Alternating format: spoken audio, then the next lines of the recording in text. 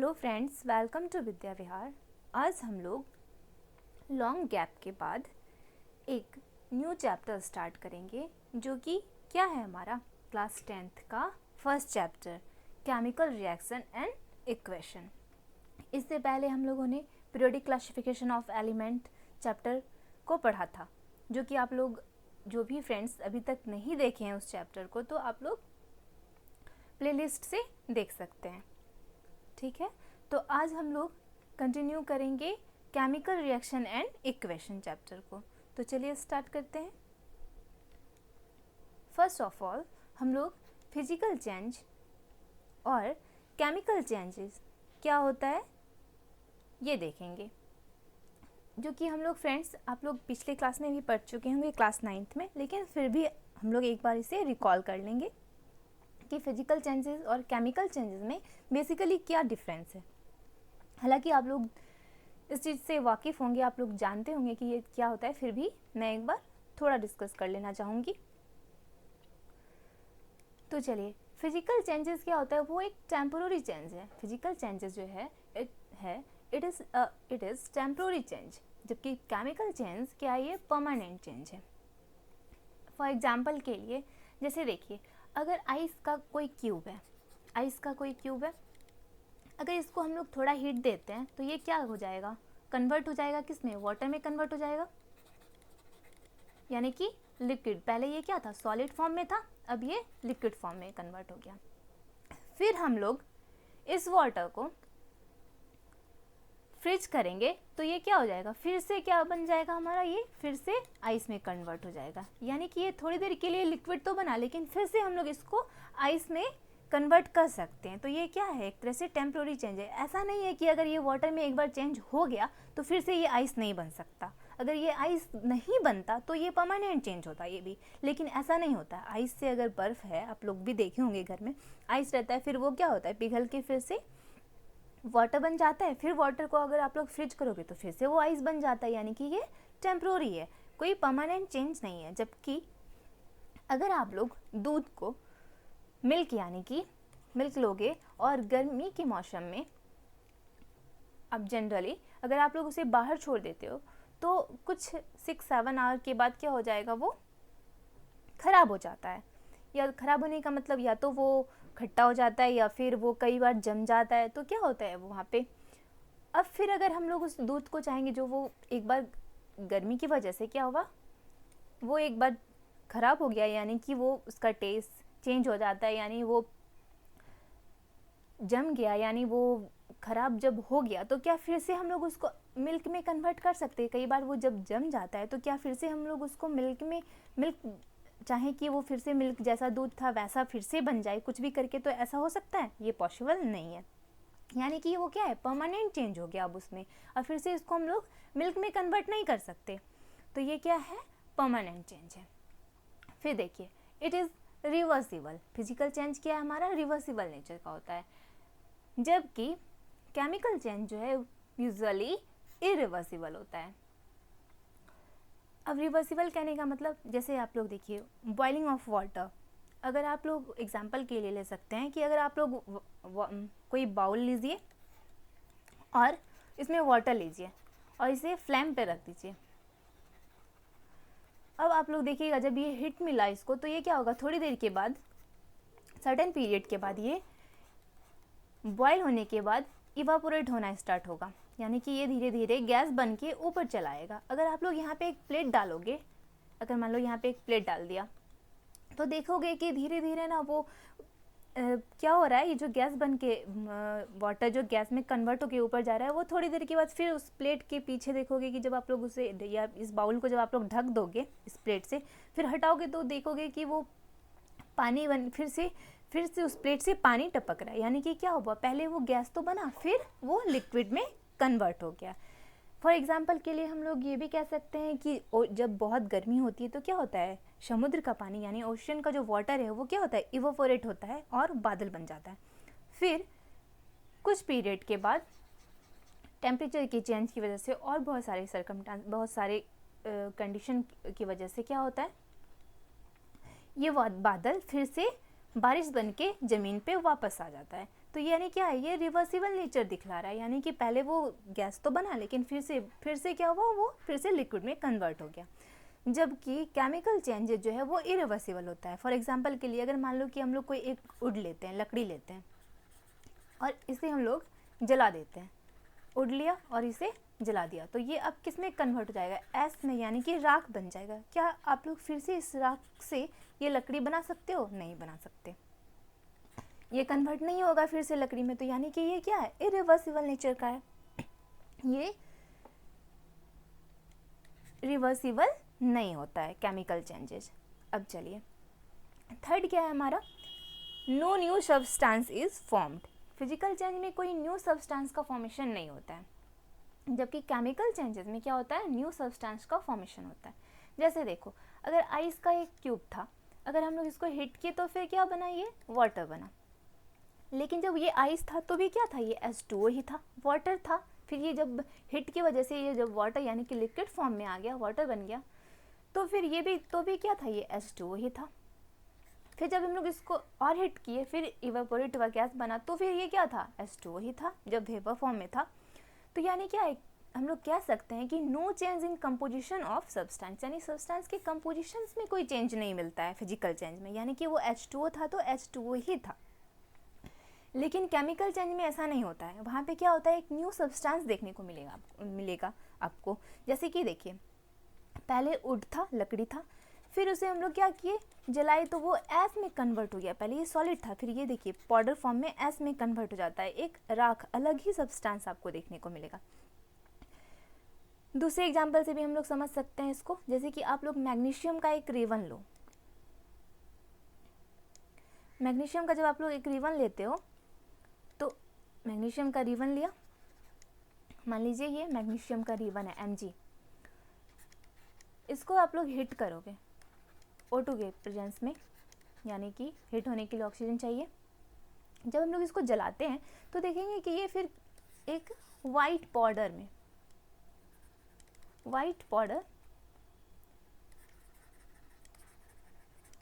में कन्वर्ट हो जाता है। ये वाइट पाउडर क्या है, मैग्नीशियम ऑक्साइड है। जबकि पहले ये क्या था, मैग्नीशियम, और इसको हम लोग हिट किए, जलाए, तो ये क्या हुआ, मैग्नीशियम का ऑक्साइड एक वाइट पाउडर बनके, यानी कि ये एक अलग ही सब्सटेंस बनके आता है। जबकि ऐसा आइस के केस में ऐसा नहीं था, जब ये आइस को हम लोग हल्का हिट किए तो ये वाटर बना, यानी H2O इसका कंपोजिशन था वाटर के आइस वाले केस में। तो फिर से जब वो लिक्विड बना तो भी H2O ही था। तो यानी कंपोजिशन में कोई चेंज नहीं देखने को मिला, जबकि फिजिकल चेंजेस में। जबकि केमिकल चेंज में हम लोग मैग्नीशियम को जलाए तो फिर वो क्या बन जाता है, वाइट पाउडर मैग्नीशियम का ऑक्साइड बन जाता है, यानी कंपोजिशन क्या है उसका, वेरी हो जाता है, चेंज हो जाता है। तो चलिए, ये था हमारा केमिकल एंड फिजिकल चेंजेस। अब हम लोग चलते हैं, consider the following situation of daily life and think what happen when. अब हम लोग कुछ रियल लाइफ से कनेक्ट करके देखते हैं।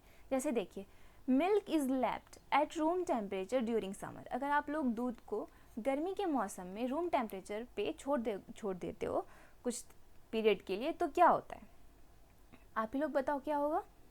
फिर देखो, एन आयरन तवा और पैन, जिस पे कि हम लोग रोटी बनाते हैं, वो तवा होता है ना, तो आयरन तवा, पैन, या फिर आयरन का नेल ले सकते हो, is left expose to humid atmosphere. अगर आप लोग क्या करते हो, आयरन का कोई भी यहाँ पे तवा लो आप लोग, या फिर आयरन का नेल ले लो, या फिर कुछ भी आयरन के सेट का बना हुआ कोई भी आयरन यानी कि लोहे का कुछ भी ले लो, और उसको ह्यूमिड एटमॉस्फेयर में, यानी कि आर्द्रता, नमी वाले वातावरण में, जहाँ की क्या वाटर का भी प्रेजेंस होना चाहिए और भी ऑक्सीजन भी, दोनों अगर प्रेजेंट है, वहाँ आप लोग उसे कुछ पीरियड के लिए छोड़ दोगे तो आप लोग देखोगे कि वहाँ पे उस पर रस्ट मिलेगा, यानी कि आयरन पे रस्टिंग आयरन का क्या हो जाएगा, रस्टिंग हो जाएगा, यानी कि उसमें जंक लग जाता है आयरन में, यानी कि लोहे में क्या हो जाता है, जंक लगना, जिसे रस्टिंग ऑफ आयरन यानी कि लोहे का जंग लगना कहते हैं हम लोग। फिर ग्रेप्स गेट फर्मेंटेटेड, यानी कि फर्मेंटेशन क्या होता है, फर्मेंटेशन एक प्रोसेस है जिसमें कि कार्बोहाइड्रेट जो है वो कन्वर्ट, यानी कि कि जो जूस है, यानी यहाँ पे आप लोग इस तरह से देखो कि ग्रेप्स का जो जूस है वो बैक्टीरिया की प्रेजेंस होने की वजह से क्या होता है, अल्कोहल में कन्वर्ट हो जाता है। तो grapes get fermentated, food is cooked, जब खाना पक जाता है, food gets digested in our body, जब खाना हम लोगों के पेट में पच जाता है यानी कि डाइजेशन हो जाता है, तब क्या होता है, व्हाट हैपेंड, जब हम लोग रिस्पायर यानी कि सांस लेते हैं जो हम लोग, तो इस सारे सिचुएशन में क्या होता है, तो आप लोग गौर करो तो क्या एक कोई चेंजेस यानी कि चेंज हो रहा है, यानी कि कुछ रिएक्शन हो रहा है, रिएक्शन की वजह से क्या हो रहा है, चेंजेस देखने को मिलेगा। जैसे कि हम लोग सांस लेते हैं, यहाँ से देखो सांस लेते हैं तो हम लोग क्या ऑक्सीजन लेते हैं, जब हम लोग छोड़ते हैं तो क्या फिर CO2 के फॉर्म में छोड़ते हैं, तो यानी कि कुछ प्रोसेस हुआ, कुछ रिएक्शन हुआ, फिर वो ऑक्सीजन जो कन्वर्ट होके फिर क्या हो रहा है, वो O2 CO2 में चेंज हो जा रहा है।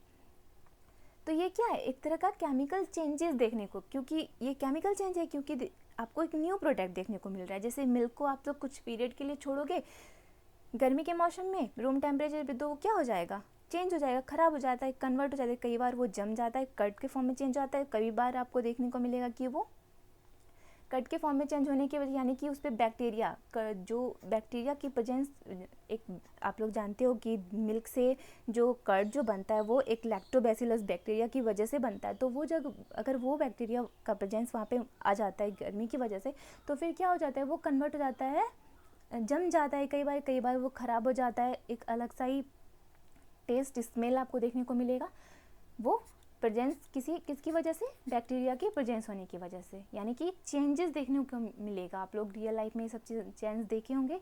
जैसे फिर देखिए, अगर आपका लोहे का गेट है, अगर बार बार बारिश हो रही है वहाँ पे, और बारिश होती है तो वो क्या होता है, भीगता है, फिर एयर की प्रेजेंस में, यानी कि एयर जब वहाँ उस पर बारिश भी हो रही है, हवा भी मिल रहा है, फिर बारिश होती है, गीला भी होता है, तो धीरे धीरे वो क्या होता है, उसमें रस्टिंग आयरन का क्या होता है, रस्टिंग हो जाता है, यानी कि वो जंग लग जाता है उसमें।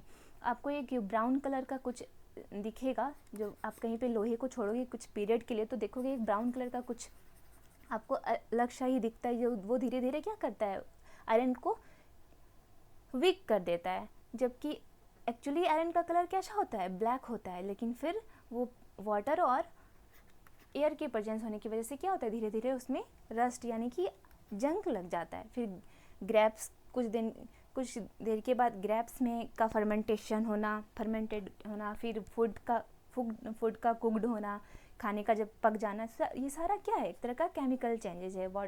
फूड का फिर बॉडी में जब हम लोग खाते हैं उसको तो डाइजेस्ट हो जाता है, जो वो ये सारा क्या एक तरह का चेंजेस है, हमारा क्या है, केमिकल चेंजेस है। और केमिकल चेंजेस क्यों बोल रहे हैं हम, ये तो आप लोग समझ ही रहे हैं, क्योंकि एक अभी हम लोगों ने देखा कि केमिकल चेंजेस क्या होता है, तो यहाँ पे यहाँ पे कुछ ना कुछ रिएक्शन हुआ और ये सारा कुछ चेंजेस हुआ, तो ये चेंजेस कैसा चेंजेस है, केमिकल चेंजेस है।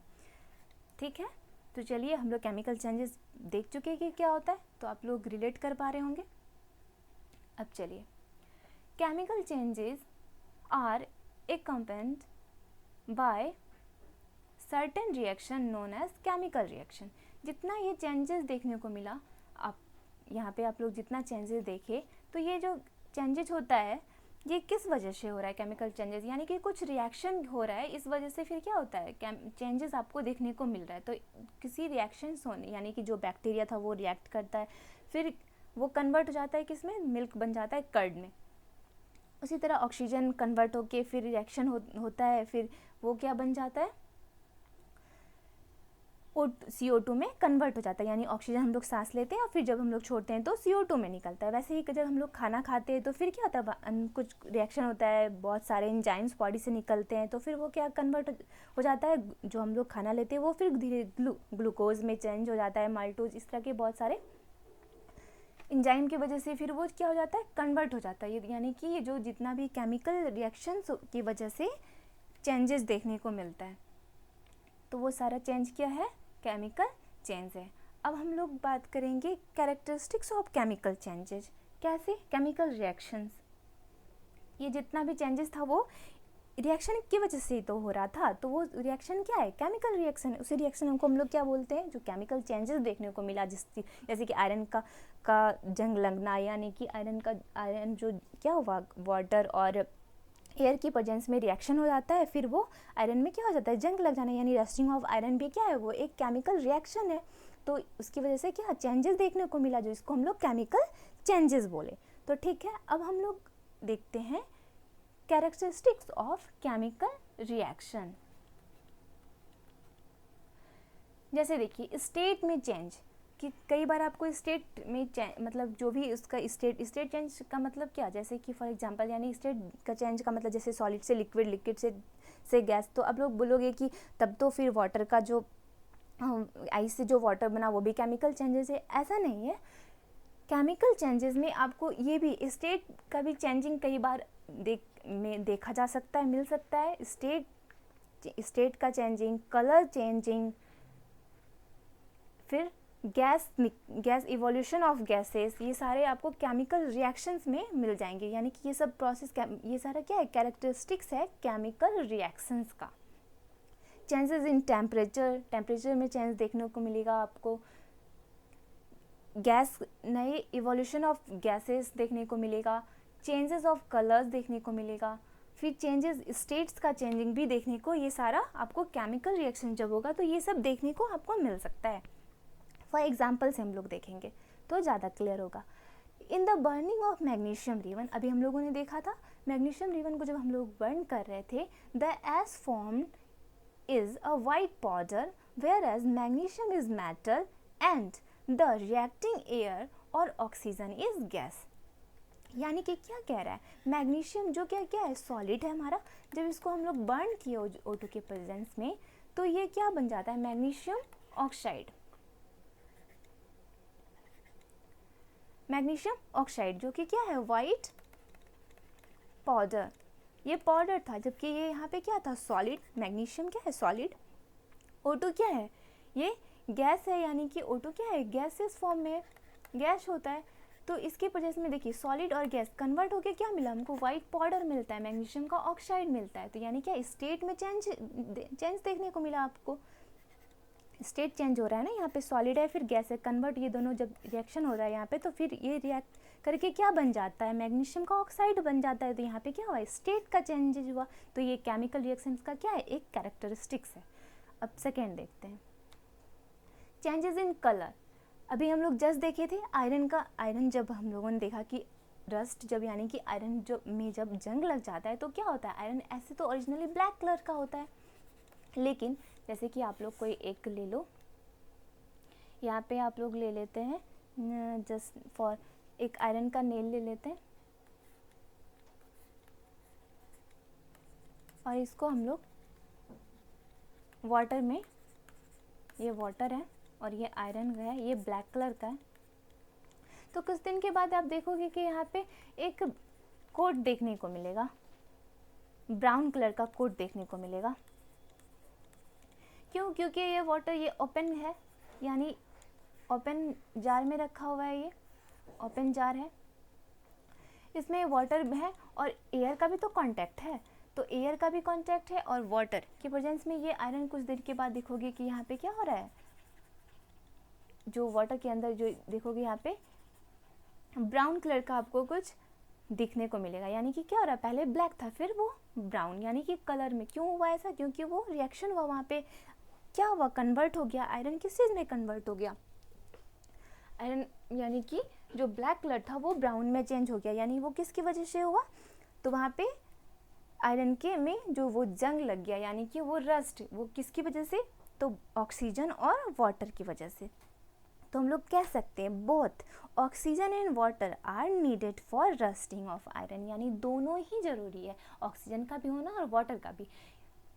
दोनों की प्रेजेंस में क्या हो जाता है, आयरन में रस्ट में जंग लग जाता है, यानी उसका कलर चेंज हो जाता है। यानी आपको केमिकल रिएक्शन हुआ तो आपको क्या कलर भी चेंज देखने को मिला, कलर भी उसका चेंज हो जाता है। यानी चेंज इन कलर जो है वो भी एक कैरेक्टरिस्टिक्स है किसका, केमिकल रिएक्शन का। तो अब चलिए आगे देखते हैं, evolution of gases. Hydrogen gas is evolve when, granules of zinc react either with dilute hydrochloric acid और dilute sulfuric acid, कोई भी ले सकते हैं। जैसे देखिए जिंक लिया यहाँ पे हम लोगों ने, जिंक डाइल्यूट क्या लेंगे हम लोग, यहाँ पे हाइड्रोक्लोरिक एसिड लेते हैं, तो ये क्या बनेगा, जिंक क्लोराइड और H2 गैस।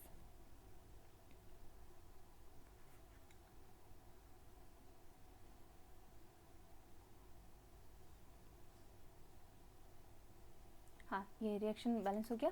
तो अब क्या देखने को मिल रहा है आपको, H2 गैस। यहाँ पे जब हम लोग जिंक को डाइल्यूट हाइड्रोक्लोरिक एसिड से रिएक्ट कराते हैं तो क्या देखने को मिलता है, जिंक क्लोराइड बन गया और H2 गैस निकलता है, यानी क्या इवोल्यूशन ऑफ, यानी क्या ये हाइड्रोजन गैस है। तो यानी इवोल्यूशन ऑफ गैसेस, यानी गैस क्या, एक गैस का यहाँ पे एक नया गैस जो है वो क्या बनता है, यहाँ है hydrogen, hydrogen hydrogen gas evolve होता है। तो ये इवोल्यूशन ऑफ गैसेस भी क्या है, एक कैरेक्टरिस्टिक्स है केमिकल रिएक्शन का। यहाँ पे आप लोग डाइल्यूट सल्फ्यूरिक एसिड भी लेके कर सकते हो तो भी हाइड्रोजन गैस ही निकलेगा। तो चलिए, चेंज इन टेम्परेचर, ये भी एक कैरेक्टरिस्टिक्स है केमिकल रिएक्शंस का। ये सब देख के हम लोग कह सकते हैं कि कुछ केमिकल रिएक्शंस हो रहे हैं। जैसे कि फॉर एग्जांपल देखिए, यहाँ पे पहले हम लोग देख लेते हैं, the temperature increase in case of reaction is exothermic. जब हीट यानी कि क्या हो रहा है, जब टेम्परेचर का चेंजेस होता है, चेंज का मतलब कभी टेम्परेचर बढ़ भी सकता है, रिएक्शन जब केमिकल रिएक्शन होगा तो कभी टेम्परेचर यानी हीट निकलेगा तो कभी एब्जॉर्ब होगा। तो जब हीट निकलता है तो उस रिएक्शन को हम लोग क्या बोलते हैं, एक्सोथर्मिक।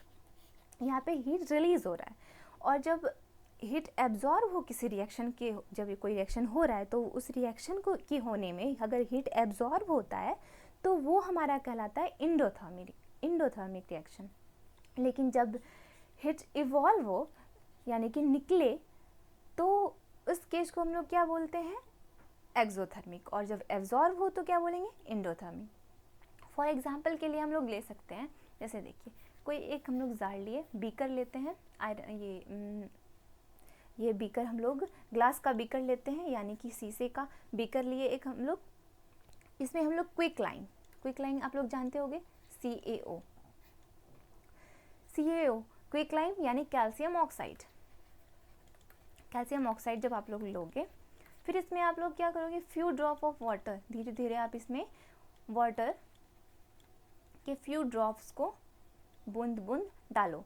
थोड़ी देर में आप लोग महसूस करोगे, फिर आप इस जार के इस वॉल को टच करो, टच करके आप देखोगे कुछ देर के बाद आप धीरे धीरे वाटर डालते जाओ और टच करो तो आप फील करोगे कि ये जार जो है आपको गर्म फील, मतलब हॉट फील होगा, थोड़ा हीट लगेगा, जैसे थोड़ा गर्म हो गया। तो यानी क्या हो रहा है, हीट इवॉल्व हो रहा है, वहाँ पे हीट निकल रहा है, इसी वजह से वो आपको गर्म, ये जार, ये जो ग्लास का जो बीकर है वो आपको गर्म मतलब हॉट फील होगा।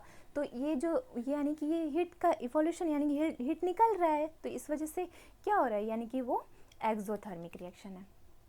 इसी तरह अगर हम लोग इंडोथर्मिक रिएक्शन भी अगर ले सकते हैं, देखना चाहें तो देखिए,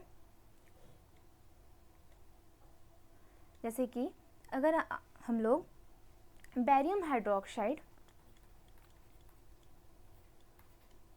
सॉरी ये OH है और मेरा राइटिंग थोड़ा बहुत ख़राब हो रहा है, बेरियम हाइड्रोक्साइड के, एक मिनट में इसे फिर से लिख दूं ताकि आप लोग क्लियरली समझ पाओ। बेरियम हाइड्रोक्साइड लेते हो और अमोनियम क्लोराइड, इस दोनों को जो आप लोग रिएक्ट कराओगे तो देखोगे अमोनिया, जो एक बीकर में आप लोग जब इस बेरियम हाइड्रोक्साइड्स को अमोनियम क्लोराइड से में मिलाओगे, जब दोनों को, यहाँ मान लीजिए बेरियम क्लोराइड डाला और इधर बेरियम हाइड्रोक्साइड और अमोनियम क्लोराइड, तो जब आप लोग देखोगे जो ये बीकर में, एक बीकर में डाला तो देख आप यहाँ पे बनता क्या है, अमोनिया बनता है, बेरियम क्लोराइड और H2, ये क्या है, NH3 हमारा क्या है, अमोनिया, अमोनिया। तो यहाँ पे आप महसूस करोगे, मेरा बस यहाँ पे हम आप लोगों को ये बतलाना चाह रहे हैं कि आप फिल करोगे थोड़ी देर के बाद, जब आप बेरियम हाइड्रोक्साइड और अमोनियम क्लोराइड को मिलाते हो तो थोड़ी देर के बाद आप महसूस करोगे कि ये बीकर जो है ठंडा, हल्का, टेम्परेचर बहुत लो हो जाता है यहाँ पे, यानी कि इस रिएक्शन के होने में क्या होता है, हीट एब्जॉर्ब हो जाता है। तो हीट जब एब्जॉर्ब हो जाता है तो आप फील करोगे कि ये बीकर हल्का आपको ठंडा सा महसूस हो रहा है, लगभग 20 डिग्री टेम्परेचर डाउन हो जाता है अप्रॉक्स। तो ये बीकर हल्का आपको कूल महसूस होगा। तो ये क्या, यानी कि कूल महसूस क्यों हो रहा है, तो जो हीट था, जो पहले नॉर्मल टेम्परेचर जो भी था वो क्या हुआ, एब्जॉर्ब, वो जो एब्जॉर्ब टेम्परेचर की एब्जॉर्ब, अगर मान लीजिए कोई हीट है, अगर उसको एब्जॉर्ब कर लिया, रिएक्शन होने में वो खत्म हो गया, समाप्त, यूज़ हो गया, वो हीट यूज़ हो गया, तो क्या होगा, स्वाभाविक है टेम्परेचर डाउन होगा। तो टेम्परेचर डाउन हो जाता है, इस वजह से आपको हल्का महसूस होगा कि हल्का ये ठंडा महसूस हो रहा है, यानी कूल फील हो रहा है। तो ये क्या हो जाता है, यानी कि हीट का क्या हुआ, हीट एब्जॉर्ब हुआ, तो ये रिएक्शन क्या हुआ हमारा, एंडोथर्मिक रिएक्शन कहलाता है। तो ये था हमारा आज का क्लास। फिर हम लोग नेक्स्ट क्लास में इस चैप्टर को ही कंटिन्यू करेंगे फ्रेंड्स। तो चलिए, आज का क्लास कैसा लगा ज़रूर बतलाइएगा। अगर अच्छा लगा तो लाइक कर दीजिएगा, अगर आप लोग कुछ और चेंज चाहते हैं तो कमेंट कीजिएगा। तब तक के लिए फिर थैंक यू, फिर मिलते हैं अब हम लोग नेक्स्ट क्लास में।